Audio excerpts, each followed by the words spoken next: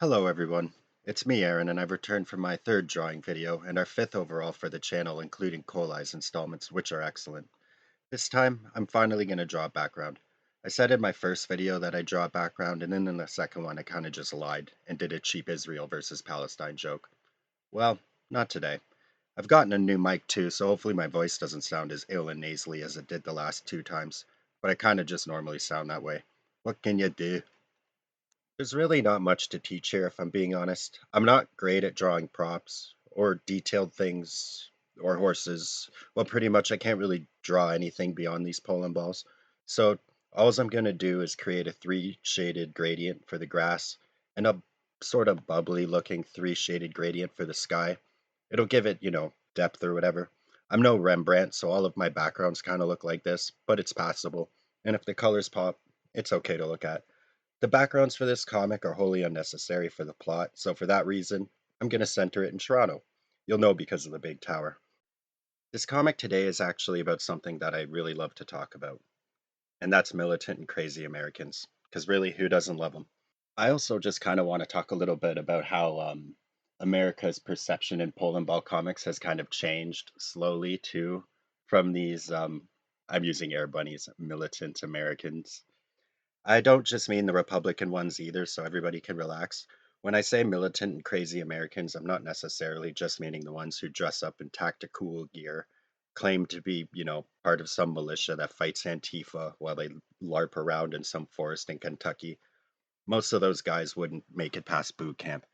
I'm talking about the regular, casual, militant Americans, usually between the ages of, I want to say, 11 years old and 21. Those guys, those are the ones that I want to talk about and make fun of today. Lightheartedly, of course. These guys are fun too because I find they come from all political spectrums. Like you'll have the chest bumping Republican kid, and then you'll have the ultra liberal Democrat kid. But both of these guys will team up to be like, "Yo, dude, let's crush Iran or Russia or whatever." Um, and I think it all really stems from, well, obviously the state of affairs lately. I mean, it's been kind of crazy, right? It seems like not so long ago the world was kind of boring. Like, I know that sounds bad to say, but the wars in the desert weren't really, they're nothing like we see today. The Ukraine war is absolutely bonkers. Russia's an enemy again. Now we have all this stuff in Gaza. Like, it's not just the idea of just going in and clearing houses like they normally do. Now they've declared war and they're leveling this whole place.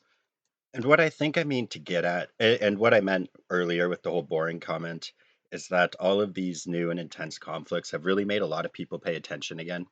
Like I remember in Canada where I live, nobody talked about the Afghanistan war. Meanwhile, we were fighting in it. It was just a stale conflict, I guess. I don't know. But you can bet your bottom dollar people are talking about Ukraine and Israel. Naturally, seeing all of this chaos in the world, I think, has made people proud to be American again and gave them faith in our institutions and NATO as well. There was a time not so long ago when they still had the stink of Iraq on them, and they were sort of thought lowly when it thought lowly of when it was came to their reputation as the world police. A lot of the earlier Poland ball comics really referenced this. A lot of the oil jokes, especially. However, now I'd go so far as to say that it's totally flipped around, especially after Ukraine. First of all, America has kind of gone back to its sort of World War II roots of playing, the sort of good guy again, which is pretty great to see. And moreover, with all of these packages to Ukraine, we basically got to see American tech used against a pure foe for the first time. And I mean this like first time with proper videos, because I know we used them against Iraq, but it wasn't really filmed as much. So I think when people started seeing these videos, I imagine they also came to the realization that, damn, we're strong. And they're right. And how I just mentioned before, how back in the early days, like, I don't know, 2010, America in these Poland ball comics, he was usually thought of as sort of an oaf. He'd invade anybody. He just wanted his burgers and, take over anybody who has oil. And even with the Ukraine war, there was sort of a switch in the comics where America was more of a hero, a little bit, everybody looked up to him a little bit more, which is it reflects exactly what's going on with the world stage. Although, while many things change, some things still stay the same. I'm going to have America acting like his old self again today. I always thought the USA in these comics was at his most funny. His? How are these things even gendered? I always wondered that. Anyway, in my opinion, the US was always funniest when he was toting his guns around, being sort of fat and arrogant, and showing a complete and utter flagrant disregard for the lives of those around him and his own. I get that showing the US as a noble hero is, cool and fun, and they act that way sometimes, but for this one, he's going to be a gun toting lunatic, just like he used to be in the olden days. As for Canada in this comic, I'm going to give him his famed smug and sort of whiny attitude, as I like to call it.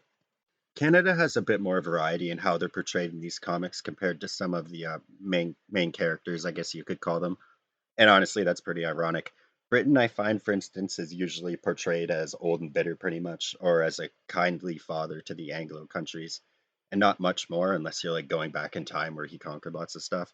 USA is sort of pigeonholed too, what with burgers and guns. Meanwhile, I've seen Canada portrayed as cutesy, smug and toxic, naive and kind, or even as a straight up psychopath. And most of these are accurate, especially the smug one. The psychopath one stems from a few things, but if I could chalk it up to three things where this sort of characterization spread from, it would have to be the Canadian war crimes of World War One, which were pretty bad, the seal clubbing, which I won't get into, and of course the residential schools, which were absolutely terrible. So I can see where this characterization came from. Okay, here you're gonna hear me say something I rarely say. GIMP is superior to paint. And this right here is why. I had a hell of a time trying to find the right color for the text in this panel. The light gray of the buildings in the background don't really contrast well with any color.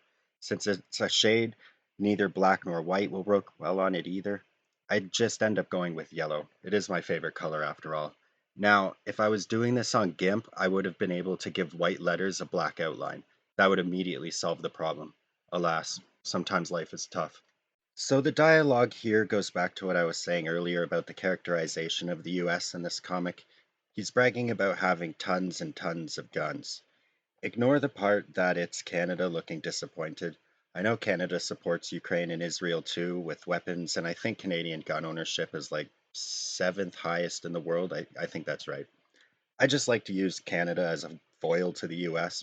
I find they bounce off each other well just because, USA is so rebellious and cool and outgoing and Canada is a bit more meek and careful. And plus when it's these two, I don't have to write in English. So I find the conversations also have more substance since I'm not trying to break down the sentences. So I'm gonna draw some nice little clouds here, to add some life to the sky. And then after that, I'm gonna get to drawing the US. This should be where the fun begins. In this second panel, I'm gonna be portraying him as one of those NATO fanboy types I was talking about earlier, the type of people who pray to aircraft carriers. Like I know they're cool and all, but really? Come on.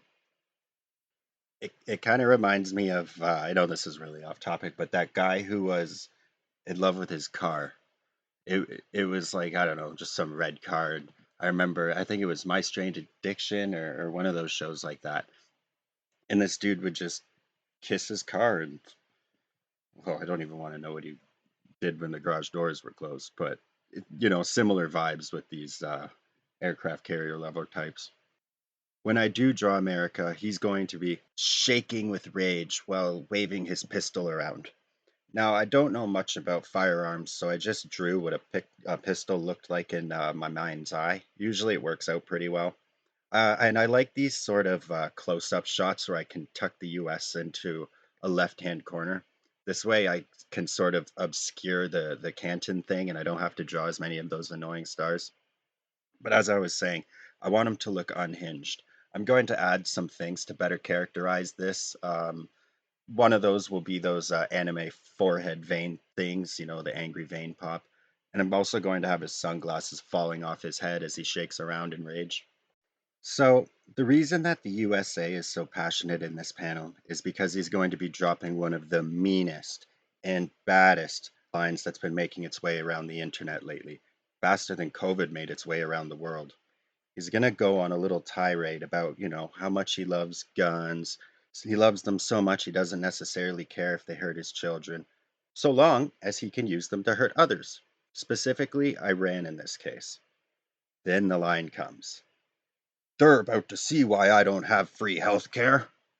I love this line, but it is thoroughly ridiculous. Proper propaganda if I'd ever heard it. Man, that was a tongue twister. Keep in mind, the US spends more money on healthcare than any other country, even the ones with the so called free healthcare.